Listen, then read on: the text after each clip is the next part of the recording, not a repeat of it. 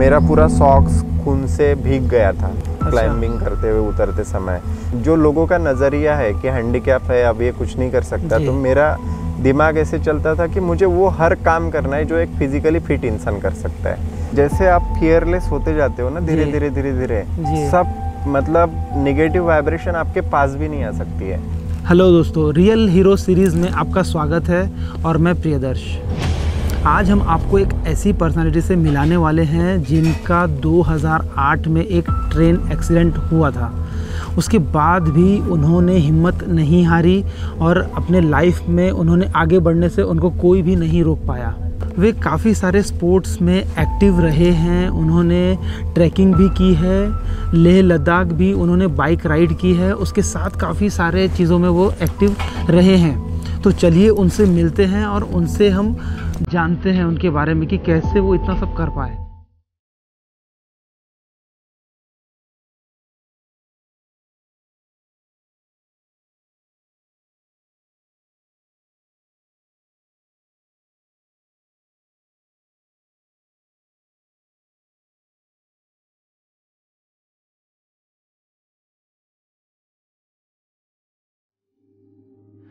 तो दोस्तों, ये है अशोक मुने जी। हेलो। हाय अशोक जी, ये बताइए कि आपकी यानी ये जो टर्निंग पॉइंट है ये कहने कैसे हुआ, ये एक्सीडेंट कैसे हुआ आपके लाइफ में? ऐसे ही दोस्त के साथ शादी में गया था, तो वापस आते समय भीड़ में चढ़ गया ट्रेन में और पैर स्लिप होने की वजह से नीचे चला गया। तो मुझे तो इतना ही याद था कि मैं स्लिप हो रहा हूँ। उसके बाद जब होश आया तो मेरा एक पैर नहीं था। ओह।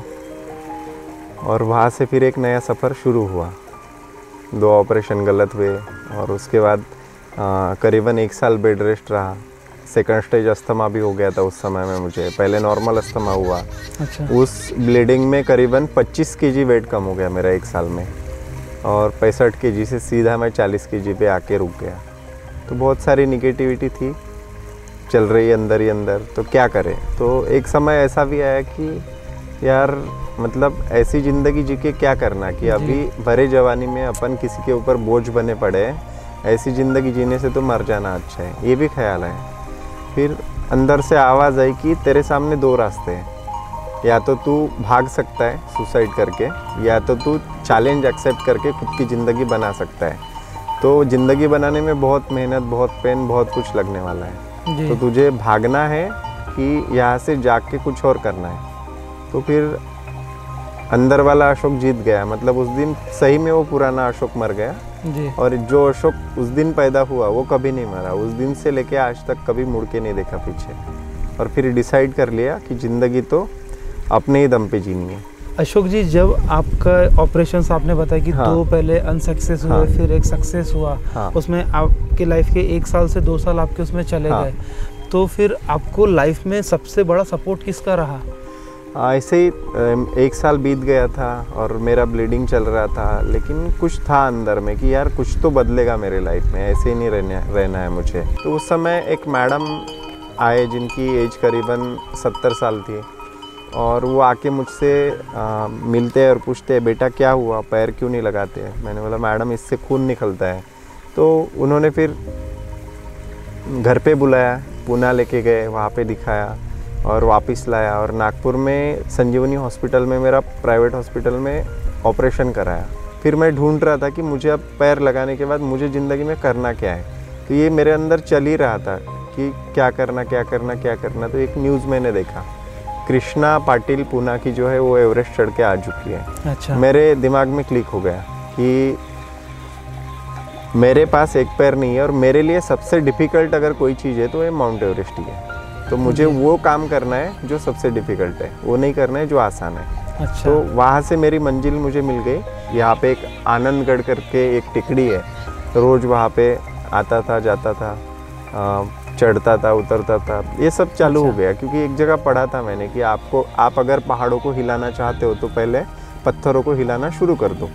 तो मुझे एवरेस्ट चढ़ना है, तो मुझे जो भी पहाड़ मिलेगा मेरे आँखों के सामने मुझे वो चढ़ना है, प्रैक्टिस करना है। तो ये सफ़र शुरू हो गया। तो अशोक मुन्ने की जो ज़िंदगी है, एकदम से जो टर्निंग पॉइंट आया, तो उसके लिए इंद्रधनु का बहुत बड़ा हाथ था, शास्त्री मैडम का और वो पूरे इंद्रधनु मेंबर्स का, सबका बहुत बड़ा हाथ था। तो इंद्रधनु का आपके लाइफ में क्या रोल रहा है? इंद्रधनु ने मेरा फाउंडेशन बनाया, उसके सिवा तो मेरी ज़िंदगी बदल ही नहीं सकती थी। 20-25 साल का लड़का जिस तरीके से काम करता है ऐसे ये सारे लोग काम करते थे, जबकि मैं उनका कोई नहीं था। हर बंदा आके मुझे मोटिवेट करके जाएगा, अरे तुझे अभी तो बहुत कुछ करना है, अभी तेरी ज़िंदगी शुरू होने वाली है। तो वो जो चार्ज किया था ना उन्होंने, वो उसके बाद मैंने ठान लिया कि इन्होंने अपने लिए इतनी मेहनत की तो अपन ऐसा कुछ करेंगे ज़िंदगी में कि इनको लगेगा यार हमने जो मेहनत की ये सफल हो गई। मेरा ये था कि जो लोगों का नज़रिया है कि हैंडीकैप है, अब ये कुछ नहीं कर सकता, तो मेरा दिमाग ऐसे चलता था कि मुझे वो हर काम करना है जो एक फिज़िकली फिट इंसान कर सकता है। तो फिर मैं बाइक राइडिंग में भी उतरा। मैंने लद्दाख राइड कंप्लीट किया 2013 में 3000 किलोमीटर का बुलेट से। उसके बाद 2018 में मैंने बहुत अलग अलग लोगों से सुना कि रेड बहुत ही डेंजरस रेस है, उसमें हिस्सा लेना ही बहुत कठिन है। और जब मैंने एंट्री मारी तो मुझे पता चला कि यार ये सही में बहुत डिफ़िकल्ट है। पहले ही दिन मैं सिर्फ 2 मिनट से बचा रेस में आउट होने से। और पूरा माउंटेन है, 18,000 फीट के हाइट तक की हमारी रेस चल रही है और -20 डिग्री टेम्परेचर था। तो अलग ही लेवल है वो, मतलब सही में वो भयंकर एक्सट्रीम है। एशिया की 2nd नंबर डेंजरस रेस आती है वो। और जब पूरा करते करते करते आखिरी दिन चल रहा था और वहाँ पे क्या हो गया कि मेरा 12,000 फीट के हाइट से मेरा हेलमेट वहाँ स्टॉप था कुछ 5-10 मिनट का। तो मेरे को हवा कम करनी थी, आगे बहुत ज़्यादा स्नो था रोड पे, तो हवा 20-22 के आसपास रखनी थी। कम करने के चक्कर में वो दिख नहीं रहा था बराबर से, तो हेलमेट निकाला, नदी में गिर गया। और नदी में गिरने के बाद एकदम 70-80 डिग्री, वहाँ से उतर ही नहीं सकता कोई भी। अच्छा। तो मैंने बोला सर मेरा हेलमेट गिर गया, नेक्स्ट इस तक जा सकते क्या? तो बोले 1 मीटर भी तुम गाड़ी नहीं चला सकते विदाउट हेलमेट। हाँ, तो आउट बोले तुम रेस से। जैसे ही उन्होंने बोला तो मेरे को पता चल गया मेरे को हेलमेट उठाना है। बर्फ़ से पिघल कर नदी आ रही है, वो नदी का पानी करंट लगने जितना ठंडा है। मुझे पता है कि मैं अभी नहीं कूदा यहाँ से अंदर नीचे तो मैं कभी नहीं उठा पाऊँगा हेलमेट। तो सीधा स्कीट मारते हुए करीबन यहाँ से वो रोड तक का पूरा ढलान था। अच्छा। यहाँ से जो बैठा मैं सीधा नीचे, तो मैं बीच में रुका ही नहीं, धड़ धड़ धड़ धड़ धड़ धड़ सीधा पानी में जाके पैर टिक गए धाड़ से। और पानी में टिकने के बाद में वहाँ खड़ा हो गया और पानी से दौड़ दौड़ के मैंने हेलमेट उठाया। और हेलमेट उठाने के बाद में फिर लेके ऊपर आया। हाँ, फिर लेके ऊपर आया। तो 1 किलोमीटर आगे जाना पड़ा मुझे, क्योंकि वहाँ से चढ़ ही नहीं सकते थे। आगे एक ब्रिज मिला, तो रॉक क्लाइंबिंग मुझे आती है। ब्रिज के रॉक्स को पकड़ के मैं ब्रिज पे चढ़ा ऊपर और वहाँ से 1 किलोमीटर दौड़ के आया। सारे गाड़ी वालों ने अपनी सारी गाड़ियाँ साइड पे लगा दी और सब कोई टॉवेल दे रहा, कोई पानी दे रहा, गर्म पानी बॉटल से निकाल के, कोई कुछ दे रहा। सब ने मतलब बहुत, वहाँ रेस थोड़ी सी बाजू में रह गई। और पहली बार मैंने देखा कि हर जगह अपन जाते रेस करते तो लोग सिर्फ अपने तक सोचते, किसी से कोई मतलब नहीं होता है। यहाँ पे मैंने देखा कि ये सारे प्रोफेशनल राइडर है, कोई फॉरेन से आया, कोई कहाँ से आया, कोई कहाँ से आया, किसी को कोई मतलब नहीं था। सबने बहुत हेल्प की, सबने मतलब मेरे जूते में गीले हो गए थे तो उसमें ये डाल, टिश्यू पेपर डाल, सबने हेल्प किया। वहाँ पे आधा घंटा मेरे लिए स्पेशल, मेरा टाइमिंग आधे घंटे से बढ़ाया गया। मेरे सारे राइडर्स लोगों को आगे भेज दिया गया और मेरा GPS चिप तब एक्टिवेट करके मुझे आगे भेजा गया।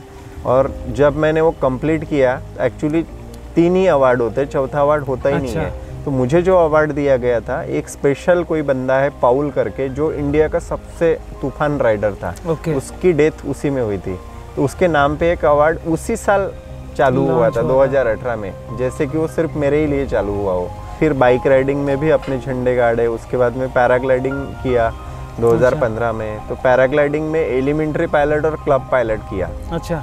तो उस समय भी एडमिशन के समय सब सोच रहे थे, बोले लैंडिंग स्पीडली होता है 40 के स्पीड से, तुम्हारा आर्टिफिशियल ले गए, लैंड कैसे करोगे?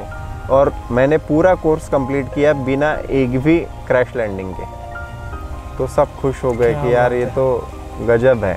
उसके बाद मैं स्कूबा डाइविंग को गया। स्कूबा डाइविंग में ओपन वाटर स्कूबा डाइविंग किया मैंने, तो वो भी अलग एक्सपीरियंस था। उसके बाद मैराथॉन्स दौड़ा मैं, दिल्ली मैराथन, गुड़गांव मैराथन, उसके बाद सातारा हिल मैराथन। अच्छा। उसके बाद कोची मैराथन, बहुत सारे हाफ मैराथन। आपने हाफ मैराथन यानी हाफ मैराथन 21 पॉइंट कुछ किलोमीटर का रहता है वो। तो वो सारे हाफ मैराथन दौड़ते रहा मैं इधर उधर। मतलब अलग अलग टाइप में अलग अलग मूड बनते गए, चलो यार ये भी करके देखते हैं, और मज़ा आता था। फिर मैंने मार्शल आर्ट ज्वाइन किया नागपुर में विलास बोबड़े की तरफ, और पूरा मार्शल आर्ट मैंने 6-7 महीने में ब्लैक बेल्ट तक पूरा कंप्लीट किया। जिम्नास्टिक भी सीखा उन्हीं से। योगासन के सारे आसन में करता रहा इसी प्रैक्टिस में। साथ में प्राणायाम में रामदेव बाबा के जो गुरु है ब्रह्मानंद सरस्वती, उनके पास 1 हफ्ता रह के सब सीख के आया। तो ज़िंदगी में मुझे नया नया स्पोर्ट में, एडवेंचर में जो मिलता गया सब करते गया। मतलब ऐसी कोई चीज़ नहीं कि यार ये नहीं करना है। स्विमिंग में इंटरेस्ट था मुझे, तो अंबाझरी लेक जाता था, वहाँ पे भोजराज काका है, वो बहुत एक्सपर्ट है स्विमिंग में। वो उन्होंने खुद मुझे पूरा प्रोफेशनल स्विमिंग कैसे किया जाता है एकदम ओलंपिक लेवल का, उस टाइप का पूरा ट्रेन किया। तो जो भी गुरु मिले एकदम बेस्ट मिले। आप अभी क्या चल रहा है अभी आपके लाइफ में फिर? अभी बस यही एडवेंचर और ये सब करते रहने का। अभी जस्ट मैं करसुबाई कुछ 2-3 बच्चों को लेके गया था। अच्छा। जो 10 साल के बच्चे, उन्होंने करसुबाई क्लाइंब किया और हम अभी वापस आए वहाँ से। तो बहुत सब लोग बहुत खुश हो गए। पहले आपने खुद को तैयार किया। हाँ, पहले काफ़ी सारे चैलेंजेस आपने एक्सेप्ट किए अपने लाइफ के साथ में, आपने वो कंप्लीट किया। हाँ। और उसके बाद अब आप बच्चों को ट्रेनिंग देते हैं और उनको तैयार करते हैं। बिल्कुल। अभी हमारा एडवेंचर इंस्टीट्यूट भी बनने जा रहा है, आने वाले 1 साल के अंदर वो स्टार्ट हो जाएगा बहुत जल्दी। अच्छा। अशोक मुन्ने adventure and resort private limited इसका नाम है। ये कहाँ पे है? ये कारंजा घाड़गे जो है उसके पहले ही राइट साइड में एक डैम है, कार डैम, उसके ऊपर बन रहा है। 25 एकड़ में पूरा डेवलपमेंट चल रहा है, अभी भी काम शुरू है। 5.5 एकड़ में रेसिंग ट्रैक है कि जहाँ पे आप मतलब 20-30 फुट हाइट तक बाइक उड़ा सकते हो। लॉन्ग जंप 100 फीट तक लॉन्ग जंप मार सकते हो। यहाँ से जंप करने के बाद आप 100 फीट बाद ही लैंड करेंगे। अच्छा। ऐसे बहुत सारे अलग अलग पैचेस है उसमें। आप नए हो तो आपके लिए छोटे पैचेस बनाए हुए हैं, आप प्रैक्टिस कर सकते हो। तो जितनी चीज़ें मैं सीख के आया वो सब मैं लोगों को सिखाऊंगा। तो वहाँ पे अगर जो फ्यूचर प्लानिंग है आपकी, हाँ। अगर सपोज जैसे मैं हूँ, हाँ। अगर मुझे वो ट्रेनिंग लेना है तो क्या सिस्टम लगाने में डेली वहाँ पे अप डाउन करना पड़ता है या क्या? रेसिडेंशियल प्लानिंग्स रहेंगे, जैसे बेसिक कोर्स आपको करना है, वहाँ पे अलग अलग कोर्सेज रहेंगे। 3 दिन, 5 दिन, 7 दिन, 15 दिन और 1 महीने के। अच्छा। आपको जिस फील्ड का जो ट्रेनिंग चाहिए, आपको वहाँ पे रेसिडेंशियल फैसिलिटी के साथ वो ट्रेनिंग मिलेगा पूरा। आपको अप डाउन करने की ज़रूरत नहीं। अगर आपको अप डाउन करनी है तो आपकी चॉइस है, आप कर सकते हो। मैं अपने लाइफ में मतलब माँ बाप के हिसाब से जब जहाँ तक चला, उनको लगता है कि मैं ये करूँ वो करूँ, मैं कुछ नहीं कर पाया। जब उन्होंने मुझे छोड़ दिया कि अब एक किसी काम का नहीं, अभी कुछ नहीं कर सकता, तो उसके बाद मेरी लाइफ बनी। तो कई बार क्या होता है कि पेरेंट्स जो चाहते ना वो बच्चे नहीं कर सकते, और जो बच्चे कर सकते वो पेरेंट्स करने नहीं देते। तो उनके अंदर की कला ढूंढनी है कि उनको क्या पसंद है। हर बच्चा टैलेंटेड है, लेकिन हम उससे चाहत कुछ और रखते हैं उसके टैलेंट के अलावा। वो सबसे बड़ी प्रॉब्लम होती है आज के डेट में। जब आपने तो सोच लिया कि अब तो मैं खड़े नहीं हो पाऊंगा, हाँ, उसके बाद में जब आपने ये आर्टिफिशियल लेग जब लगाया तो फिर वो कैसा आपका फील था वो टाइम पे? मतलब शुरुआत में जब पैर लगाते हैं अपन तो फील तो अच्छा ही आता है कि अपन खुद के पैर पे चल रहे हैं, क्योंकि जो आप घोड़ी पे चलते हो, 2 लकड़ी लेके साथ में चल रहे हो, तो आपका वो छूट गया, आप इंडिपेंडेंट हो गए अभी। तो अलग फील होता है। उसके साथ साथ पेन भी बहुत होता है, क्योंकि ये स्किन आपका बॉडी वेट सहने के लिए नहीं बनी है। तो बहुत सारा पेन होगा, खून निकलेगा, ये होगा। मैं बहुत सारे पहाड़ चढ़ रहा था, करसुबाई में चढ़ा तो मेरा पूरा सॉक्स खून से भीग गया था। क्लाइंबिंग करते हुए उतरते समय तो मैंने पूरा खून निचोड़ के दोबारा सॉक्स पहन के क्लाइंबिंग की है। बहुत सारी चीज़ें ऐसी होती है ना, अपन जो दौड़ में दौड़ रहे हैं ना, एक्चुअली अपने को सक्सेस के पीछे नहीं दौड़ना है। आपको आपके काम पे 100% फोकस करना है, सक्सेस अपने आप आएगा। ये एकदम सही है, लेकिन आप जैसे बोल रहे हैं कि बिना मांगे मिला है, वो ये बोलना इतना आसान नहीं है, क्योंकि आपने जो चीज़ें फेस की है, आपने खुद को जो स्ट्रांग रखा है, क्योंकि आज आपने खुद को जिस लेवल पे लाया है, अच्छे नहीं कर सकते सर। नहीं, एक्चुअली क्या है, जैसे आप फियरलेस होते जाते हो ना, धीरे धीरे सब मतलब नेगेटिव वाइब्रेशन आपके पास भी नहीं आ सकती है। मैंने अब तक के 6 डेथ एग्रीमेंट साइन किए अलग अलग पहाड़ चढ़ते हुए। तो ये 6 डेथ एग्रीमेंट तुम्हारे खुद का मतलब साइन कर रहे हो कि यहाँ से तुम जाओगे, कुछ भी होता है तो इसके लिए कोई जिम्मेदार नहीं है और तुम्हारी बॉडी भी कोई वापस नहीं लाएगा, तुम जहाँ गए वहीं पे पड़ी रहेगी। सबसे बेटर है, मैंने अपने लाइफ के एक्सपीरियंस से जो सीखा है, आज आप बेस्ट करो, कल आपका ऑटोमेटिक बेटर हो जाएगा। अशोक जी, अभी जो लोग आपको अभी पूरे सब जगह से जो देखेंगे, जो व्यूवर्स जो रहेंगे तो उनके लिए आपको एक मोटिवेशनल एक लाइन क्या बोलेंगे? बचपन से मैं भगत सिंह का फ़ैन रहा हूँ और उनकी एक ही लाइन मुझे हमेशा मोटिवेट करती है, वही मैं सबके लिए बोलूँगा, ज़िंदगी तो अपने दम पर जी जाती है, दूसरों के कंधों पर तो जनाजे उठा करते हैं। दोस्तों, ये है अशोक मुन्ने। लाइफ उनको हरा सकती थी लेकिन उन्होंने लाइफ को हराया है और वो आज इस लेवल पे आए हैं और आपने देखा कि उन्होंने काफ़ी सारी चीज़ें कैसे की है। अब बिल्कुल आपके कुछ भी अगर कमेंट होंगे जो आप इनसे पूछना चाहेंगे या आप कुछ जानना चाहते हैं इनके बारे में, आप बिल्कुल आप कमेंट कीजिए, वीडियो को लाइक कीजिए, शेयर कीजिए और जो लोग इनसे सीख सके, इनको जान सके, आप उनके साथ में शेयर कीजिए। धन्यवाद।